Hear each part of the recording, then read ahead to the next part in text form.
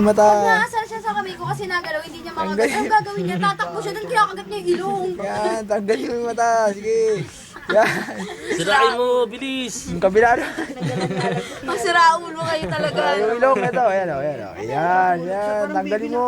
Siya nandun sa may labas, ako dito sa loob. Pag lumaki-laki ka na, dyan naman. Hala! Oo, hindi namin ginagawa! Ah!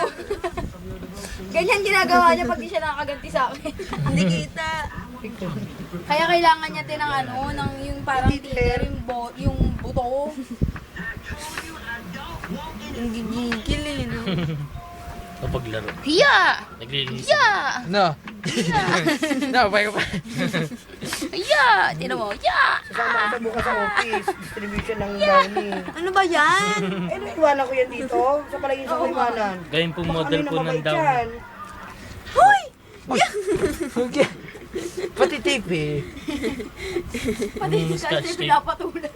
Ay, tinatanggal na naman yun.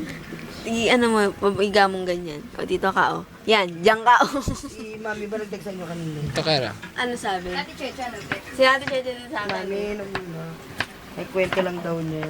Di ba sabi ni Chechi kanina, sabi nga doon, ay ni Lelen, sabi nga ni Mami, nag-aaral siya na mag-budget. Takaitim ko kayo, di siya kita. Kanina umaga, Oh. na pag nag-retire ako, di ba usapan niya, papagawa ko nga, sabi ko sila ni Kuya, sabi ko niya sa dalawa, mag-aaral ako mag-budget, para ano, Sila.